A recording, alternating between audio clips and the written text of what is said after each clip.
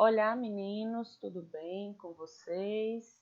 Espero que sim, né? Nesta aula estamos um pouco de maneiras mais diferentes, né? Maneira assíncrona, mas espero que mesmo nesta maneira fique claro, né? Fique legal a nossa discussão.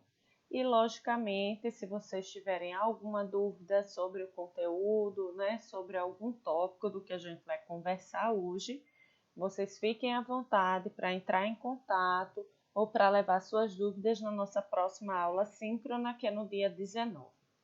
Então, na aula de hoje, a gente vai tratar sobre o tópico História da Igreja. História da Igreja feudal, história da Igreja na Idade Média, né, entre os séculos V e o século XV. Uma igreja católica que vai ter uma participação bem importante durante este período. E aí a gente já começa falando sobre um contexto, né? O que está acontecendo nesse período? No vídeo anterior, né, sobre a finalização da nossa aula sobre igreja primitiva, eu disse a vocês que ela finalizava com o fim do Império Romano, né? Lá em 476 depois de Cristo. Então, século V, o Império Romano ele rui, ele cai.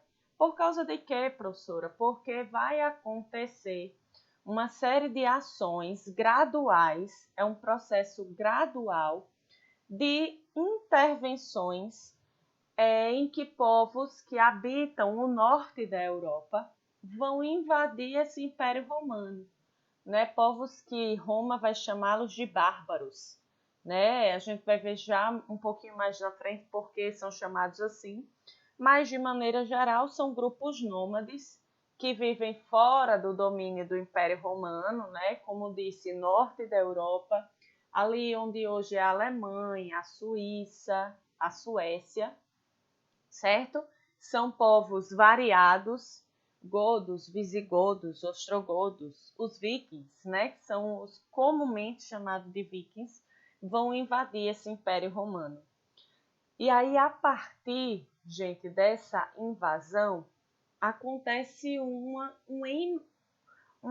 emareamento, vamos dizer assim, uma troca, né, cultural entre as pessoas que habitavam o Império Romano e as pessoas que habitavam esses povos que vieram do norte da Europa, né? Eles vão se emaranhar, né? Eles vão se juntar, se unir culturalmente, dando início a um novo período, que é o período da Idade Média. Mas toda essa transformação, porque vai haver e é importante que haja, nessa transformação cultural do Império Romano e junto com esses povos do norte da Europa, vai dar como consequência um novo período, mas não uma mudança de uma finalização da instituição que é a Igreja Católica. Na verdade, vai ser um período propício a qual a Igreja Católica vai se expandir o seu pensamento, expandir o seu poder e expandir principalmente o seu poder de influência sobre as pessoas, né, que é o período da Idade Média. Então, na verdade, tudo isso aconteceu e como consequência para a Igreja, né, para essa história do cristianismo católico, ele vai ser um impulsionar, ele favoreceu, né? E aí diz o seguinte no slide: a crise do Império Romano foi um processo gradual, ou seja, transcorreu um período extenso até que o poder dos imperadores diminuísse, para que os plebeus se transformassem em colonos e para que os bárbaros invadissem grande parte do território da Europa Ocidental. Esse momento é marcado pelas transformações sociais, políticas, econômicas e culturais que deram origem a um novo sistema, que seria o sistema feudal. E, por fim, esses grupos nômades, como eu estava dizendo a vocês, que viviam fora do domínio do Império Romano eram denominados bárbaros, né? Por não compartilharem da cultura greco-romana. E aí, meus amigos, a gente vem, como estava falando a vocês, há esse processo de invasão, certo, desses povos ao Império Romano, há uma troca cultural entre os povos germânicos e os povos romanos, que vai acontecer o quê? Do lado romano, vai se manter o cristianismo. Olha só qual é a característica que mantém-se do lado romano: o cristianismo. As características dos povos invasores passaram a fazer parte da nova estrutura. Então, o cristianismo vem, acolhe essa galera, né, essas pessoas que estão vindo para invadindo, né, o império. É a troca cultural que o romano traz. Os povos germânicos vão trazer uma outra carga cultural, nós vamos ver já já o que é. Mas, assim, o que eu quero que vocês entendam é que a partir dessa troca cultural vão acontecer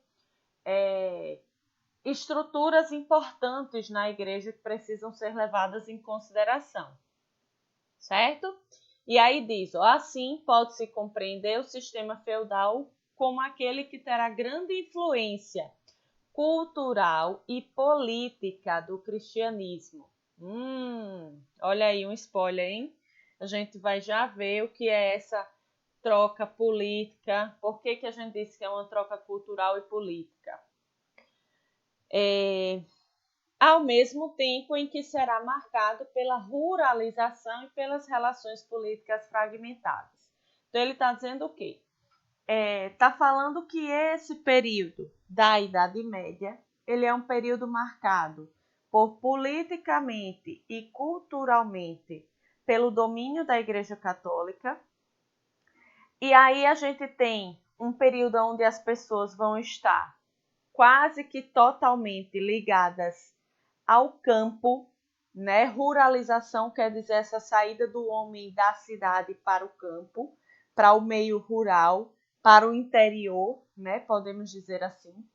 E aí a Idade Média vai estar em torno deste campo, desta terra, né? Em torno de relações políticas fragmentadas. Quer dizer o quê? O rei ele não vai ter nesse período um poder de centralização.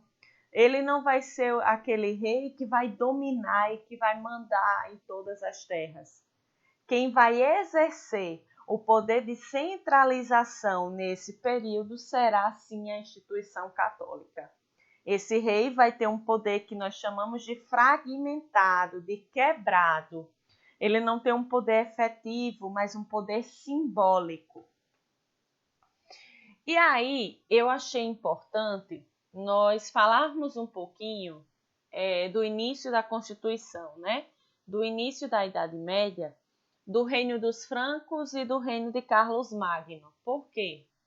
Porque a gente vai começar a ver, a partir daí já, uma grande tentativa, né? Uma grandíssima ação de aproximação entre esses povos germânicos que vêm e tal, né, com esse cristianismo. O cristianismo ele vai começar, que já era uma realidade oficial em Roma, ele vai começar a se expandir, né? E aí diz o seguinte: Reino dos Francos, que é o primeiro, né?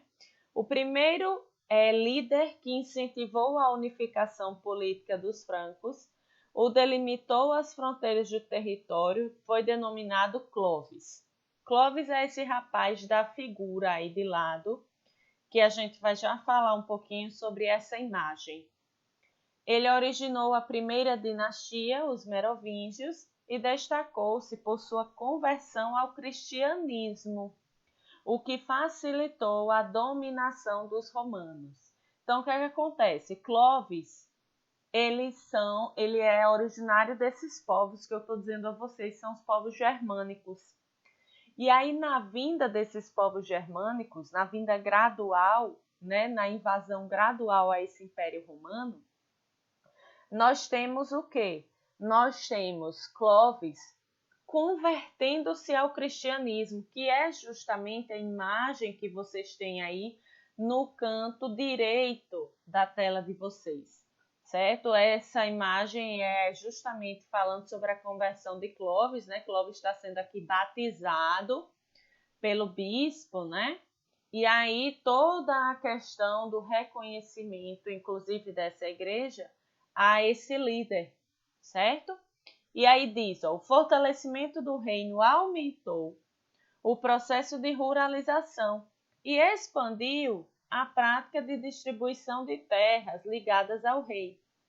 Olha, isso é importante para a gente entender a questão política da igreja. O principal objetivo dessa medida seria dividir o território entre os nobres para facilitar a administração.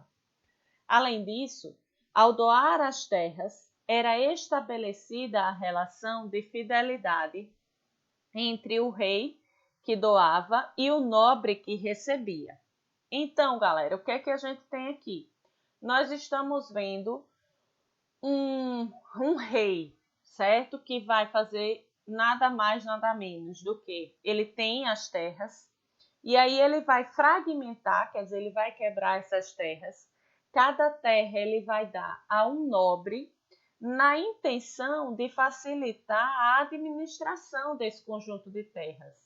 Mas o que vai acontecer?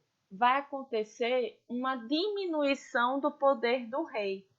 Quando ele faz esse movimento de fragmentar as suas terras, ele diminui o seu poder de atuação. E aí entra neste buraco, vamos dizer assim, né?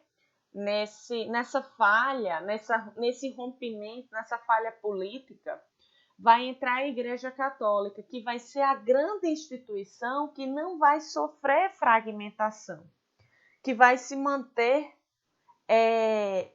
una, que vai se manter fechada, né? Fechada eu estou no sentido assim, não é fechada para outras pessoas, mas ela não vai se quebrar, ela vai se manter forte.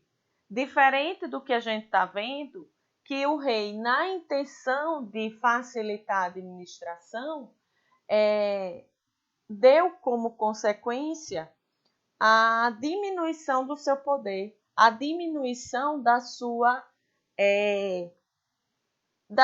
aplicação, né, da sua intervenção nessas terras. E aí, depois de Clovis, eu destaquei a dinastia carolíngia, que é um dos primeiros e principais governantes, é esse rapaz que está aí no canto direito de vocês, que é o rei Carlos Magno. Né, ele vai governar o território no início do século VI, tá bom? Vai expandir as fronteiras desse território lá para as regiões da Alemanha e da Itália. Mas o que tem mais importante, que é o que nos interessa, é que Carlos Magno ele vai se aproximar ainda mais da Igreja Católica. Né? Ele vai ser considerado um guardião da Igreja Católica. E aí Carlos Magno vai unir ainda mais as relações desse Estado, né, dessa monarquia com a Igreja Católica, fazendo com que, ao longo da Idade Média, aconteça que essa igreja seja a grande instituição de poder, a grande instituição de unidade que nós vamos ver a partir das discussões em nosso próximo vídeo, ok?